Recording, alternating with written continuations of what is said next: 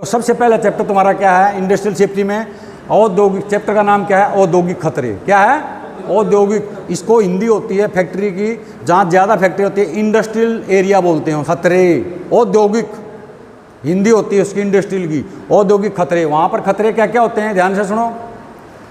इसकी भूमिका यानी कि समरी, औद्योगिक कार्य प्रणाली में, औद्योगिक कार्य प्रणाली में होने वाली दुर्घटनाएं, होने वाली जो दुर्घटनाएं हैं वहाँ पर एक्सीडेंट हैं का प्रभाव व्यक्ति, देश व समाज पर होता है। अगर इंडस्ट्रीज में जो घटना होती हैं, एक्सीडेंट हो रहे हैं, आग लग रही है, ठीक है, समझ में आ गई बात, या तोड़ फोड़ हो रही है इंडस्ट्रीज में, हड़ताल हो रही है, तो वो उसका प्रभाव किस किस पे पड़ता है?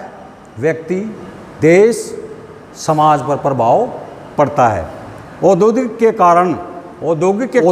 कारण विभिन्न खतरे होते हैं, बहुत ज़्यादा खतरे होते हैं वहाँ पर। क्या क्या? इनमें चोट लगना, संपत्ति का नुकसान होना होता है। समझ में आई? अभी सबसे पहले मैंने ये लिखा है खतरा किसे कहते हैं? खतरा है क्या? उस इंडस्ट्री, उस फैक्ट्री को, उस इंडस्ट्री को खतरा क्या है? तो खतरा, सबसे पहले मैंने खतरे की परिभाषा पता नहीं चाहिए। खतरा क्या है? खतरा और संकट एक ही चीज़ है। समझ में आ गई बात? बोलोगे नहीं ना? खतरा बोल दो, संकट बोल दो। जैसे बोल देते हैं, बोले यार तू यहाँ से चला जा इधर से, बोले यार है तो खतरा है यहाँ से। क्या है? खतरा, वही खतरा है ये।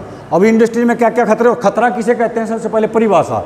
खतरा किसे कहते हैं? खतरा संकट वह है, खतरा या संकट वह है जो सामान्य कार्य प्रणाली से हटकर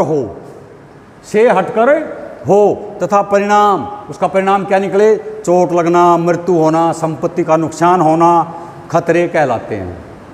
ठीक है, इन खतरों को 7 भागों में वर्गीकृत यानी कि क्लासिफिकेशन किया गया है। इस खतरे की भाषा समझ में आ गई। सामान्य कार्य प्रणाली हमारी क्या थी? हमने कॉलेज में आना है, गांव से चले, तुम्हारी सामान्य कार्य प्रणाली है, आए कॉलेज में आए, क्लास अटेंड की, अपने घर चले गए। रास्ते में तुम्हारे साथ कोई घटना घट जाए, कोई चोर लुटेरा मिल जाए, जेब तुम्हारी कट जाए, वो क्या होगी? सामान्य कार्य प्रणाली से हटकर होगी वो। जो सामान्य कार्य प्रणाली थी ना, कॉलेज में आना जाना, यहाँ आके पढ़ना, अपने घर चले जाना। लेकिन जो है तुम्हारी आती दफ़े या जाती दफ़े चोर लुटेरे ने पकड़ लिया भाई, जेब काट लिया, बस मारे थे जेब कट गई, वो सामान्य कार्य प्रणाली से हटकर हो गया। अभी इंडस्ट्रीज के लागू हो जाता है। इंडस्ट्रीज में क्या होता है? फैक्ट्री में, हमारी फैक्ट्री चलती रहनी चाहिए। अब उसमें कोई रुकावट आ गई किसी कारण से, जब इंडस्ट्री चल रही थी वो थी सामान्य कार्य प्रणाली। क्या थी वो? सामान्य कार्य प्रणाली। जब उसमें रुकावट आ गई किसी न किसी कारण तो आई है, या तो हमारी कुछ न कुछ मोटर खराब हुई है कि उससे हटकर हो गया वो काम, उसको बोलते हैं हम खतरा। क्या बोलते हैं? खतरा। इसको 7 भागों में बांटा गया है। खतरे कितने प्रकार के होते हैं इंडस्ट्रीज में? ध्यान से देखो। नंबर 1 भौतिक खतरा, नंबर 2 रासायनिक खतरा, नंबर 3 मानवीय खतरे, मानवीय मतलब आदमी द्वारा, जैविक खतरे, अभियांत्रिक खतरे, अभियांत्रिक होता है मैकेनिकल, अभियांत्रिक खतरे, सामाजिक खतरे, पर्यावरण के खतरे। तो 7 भागों में इसको डिवाइड किया गया है। 7 खतरे पढ़ लिए। नंबर 1, अभी नंबर 1 जो है भौतिक खतरे। क्या है? भौतिक खतरे, फिजिकल हैजर्ड्स बोलते हैं इसको। क्या बोलते हैं? Physical hazards. आदमी का कार्यस्थल पर, यानी कि आदमी जहाँ पर काम कर रहा है उसको बोलते हैं कार्यस्थल। कार्यस्थल पर भौतिक वातावरण में परिवर्तन होता है। उसमें जो है भौतिक वातावरण में परिवर्तन होता है, वातावरण एटमॉस्फेयर में परिवर्तन आ गया हमारे, इसको हम पहचान कर तथा विश्लेषण कर, पहचानना है पहले, फिर इसका विश्लेषण करना है। इसको हम जो है कार्यस्थल से हटा सकते हैं, इसको कार्यस्थल से हटा सकते हैं, जो इस प्रकार होते हैं। जैसे क्या होगा? ज़्यादा ध्वनि का मतलब आवाज़ या कंपन हो रहा है वहाँ पर। इंडस्ट्री है, फैक्ट्री है, बड़ी बड़ी मशीनें चल रही हैं, तो वहाँ ध्वनि मतलब आवाज़ हो रही है ना, और कंपन हो रहा है। कंपन मतलब वाइब्रेशन। ध्वनि से क्या क्या होता है हमारा? देखो ध्यान से देखो।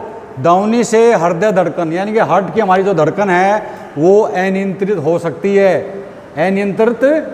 सकती है। जैसे दिल की धड़कन, डीजे बजता है ना, जब देखना अपने दिल पे हाथ रख के, जब तेज़ आवाज़ में होगा वहाँ खड़े होकर देखना थोड़ी देर, अनियंत्रित होना। ठीक है, हार्ट अटैक हो सकता है वहाँ पर। बहरापन, कान में बहरापन हो जाएगा ज़्यादा आवाज़ में रहोगे तो। इत्यादि हो सकता है। ध्वनि को मापने की इकाई, ध्वनि को हम कैसे मापते हैं? डीबी यूनिट होती है इसकी यूनिट क्या होती है? डीबी यूनिट होती है। इससे बताऊंगा। इससे बचने के उपाय निम्न होते हैं। इससे बचने के उपाय क्या होंगे? इसके बचने के उपाय क्या होते हैं? देखो, बंद केबिन में, जहाँ जिसकी उसकी ड्यूटी है वहाँ पर बंद केबिन में रहना पड़ेगा उसको। एक बार गया, राउंड मारा, फैक्ट्री में घूमा, अपनी मशीनों को देखा, मेरी मशीन देखने की ड्यूटी है, तो एक बार जाऊँगा और अपना आगे उस बंद कमरे में बैठ जाऊँगा। ठीक है, केबिन होती है, केबिन में रहना, कर्मचारियों की अदला बदली, हर रोज़ एक ही आदमी की ड्यूटी नहीं लगाना है, अदला बदली करते रहना है वहाँ पर। ये नहीं है कि एक महीना लगातार जाएगा, वैसा नहीं है। कर्मचारियों की अदला बदली, कान में ईयर मूव लगा कर जाना। ईयर मूव नहीं होता, ऐसे उंगली देकर भी जा सकते हैं ऐसे। जब तुम्हारा जो है डीजे बजता, कहीं ज़्यादा परेशान हो रहे हो, कोई नहीं मान रहा है, तो ऐसे उंगली दे लो,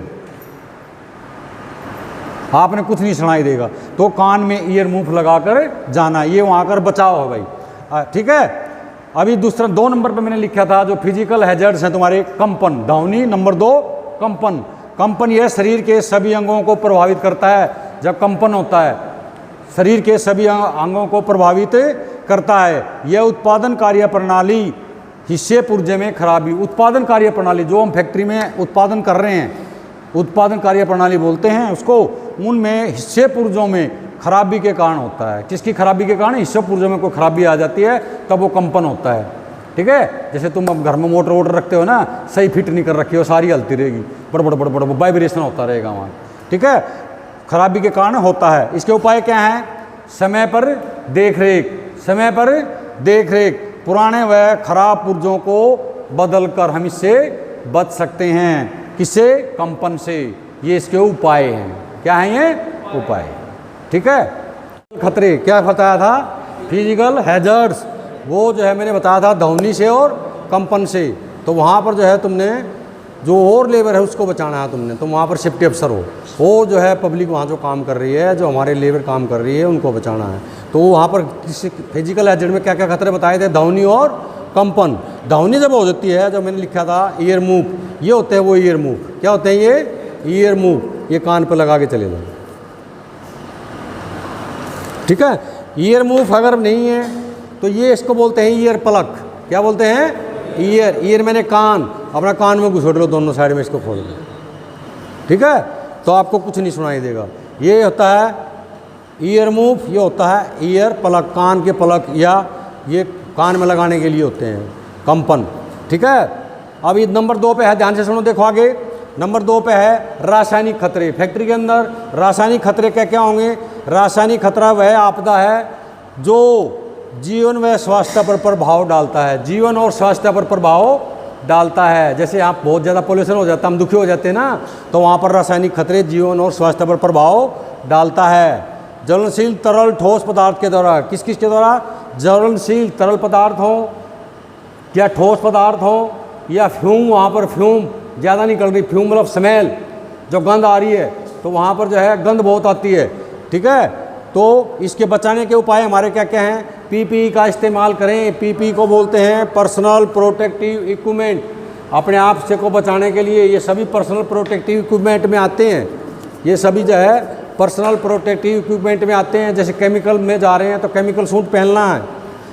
तो और उचित अग्निरोधी प्रबंध करो, उचित अग्निरोधी प्रबंध, आग न लगने का प्रबंध करो वहाँ पर तुम, वो तुम्हारी ड्यूटी है, सेफ्टी अफसर हो वहाँ पर। समझ में आ गया? नंबर 3 में आ गया मानवीय खतरे। क्या आ गया? मानवीय खतरे। मानवीय खतरे का मतलब होगा ठीक प्रकार से संयंत्र को या जो है मशीनों को ठीक प्रकार से इस्तेमाल नहीं करना। मानवीय खतरे हो जाते हैं वो काम करते समय उचित उपकरणों का इस्तेमाल नहीं करने से, उचित जो उपकरण है हमारे उसको नहीं करने से, इस्तेमाल नहीं करने से काम में देरी होगी, व्यक्तिगत नुकसान भी होगा। काम पेचकस का था, हम हथौड़े से ठोक रहे हैं, ठीक है, वो हथौड़ा भी लग जाएगा उंगली पे, तो ये जो है व्यक्तिगत नुकसान मतलब पर्सनल नुकसान, वह मशीन संयंत्र की रचना कार्य के अनुसार न होना। ये भी लिख दिया। संयंत्र में, उस फैक्ट्री के अंदर संयंत्र की रचना कार्य के अनुसार न होना। इससे बचाव कैसे करेंगे हम? सुरक्षा संबंधी क्लास लेना, सुरक्षा से संबंधित क्लास लेनी है वहाँ फैक्ट्रियों में, लेबर की भी और एम्प्लॉइज़ों की भी। घूम घूम के क्लास लेंगे, आज सेफ्टी के इक्विपमेंट कैसे इस्तेमाल किए जाएंगे, जो तुम इक्विपमेंट यूँ इस्तेमाल कर रहे हो उनको कैसे इस्तेमाल करना है, सुरक्षा संबंधी मीटिंग लेना इत्यादि। सुरक्षा संबंधी मीटिंग ले लो, जहाँ पर काम चल रहा है चले जाओ वहाँ मीटिंग, मतलब वहाँ पर उनको समझाना है। मीटिंग का मतलब क्या, समझाना है कि तुमने हाइट में जाओगे तो कैसे काम करना है, सेफ्टी बेल्ट लगाना है, क्या क्या इक्विपमेंट तुमने पहनने हैं। नंबर 4 जैविक खतरे। नंबर 4 जैविक खतरे, बायोलॉजिकल खतरे क्या क्या हैं। किसी भी उद्योग संयंत्र में कुछ ऐसे खतरे होते हैं जो पानी, हवा, खाने पीने की वस्तु के द्वारा शरीर के अंदर चले जाते हैं, इसी को बायोलॉजिकल हैजर्ड कहते हैं। खाने पीने की चीज़ें जो कैंटीन में वगैरह होती है, तो वहाँ कुछ खाने पीने की चीज़ें जो है या पानी है हमारे अंदर चला जाता है और वो खतरे पैदा कर देता है। इससे बचाव कैसे करेंगे हम, साफ़ पानी हो जाए तभी पीने के लिए पानी छोड़ें, पानी को साफ़ करके तभी पीने के लिए छोड़ें। पहले शुद्ध करना उसको ज़रूरी है पानी को। ठंडे पानी की व्यवस्था करें, गर्मी के मौसम में ठंडे पानी की व्यवस्था करें वहाँ पर, ये नहीं गर्म पानी पीते रहें, ठंडे पानी की व्यवस्था करें। कैंटीन में जो काम कर रहे हैं कैंटीन वालों को कपड़े साफ़ रखवाएं, उनके कपड़े साफ़ सुथरे होने चाहिए, नाखून कटे होने चाहिए, ठीक है, साफ़ सुथरे कपड़े, वह नहीं उठा सुबह साफ कपड़े पहनना। कार्य क्षेत्र में साफ़ सफाई की व्यवस्था करवाना, उस कार्य क्षेत्र में कहीं भी काम चल रहा है पूरी इंडस्ट्री के अंदर साफ़ सफाई की पूरी व्यवस्था करवानी है, साफ़ सफाई होनी चाहिए। तो उससे हमारे क्या हो जाएंगे, जैविक खतरे, बायोलॉजिकल हैजर्ड्स कम हो जाएंगे। समझ में आ गया। 5 नंबर 5 अभियांत्रिक खतरे। नंबर 5 क्या हो गया है, अभियांत्रिक खतरे, इसको mechanical hazards. Mechanical hazards, machine चलने के दौरान टूट फूट होना, इससे पुर्जों की आपस में घर्षण होना, इससे पुर्जे उसके आपस में घर्षण कर रहे हैं, कोई देख ही नहीं रहा है। मशीनों का सही ढंग से रख रखाव न होना, ठीक है, ये जैसे वेल्डिंग कटिंग के दौरान सुरक्षा ट्रेनिंग का ना देना, पीपी का इस्तेमाल नहीं करना, मशीन का उचित मार्गदर्शन का अभाव। उचित मार्गदर्शन, उसको पता ही नहीं मशीन किस चीज़ की है, क्या बना रही है, लेकिन वैसे लगा दिया वहाँ।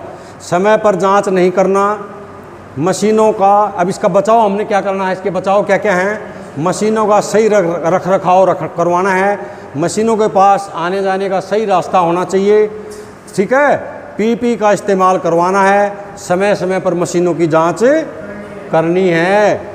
और नंबर 6 में आ जाएगा भाई तुम्हारे सामाजिक खतरे, इसको बोलते हैं सोशल हैजर्ड्स।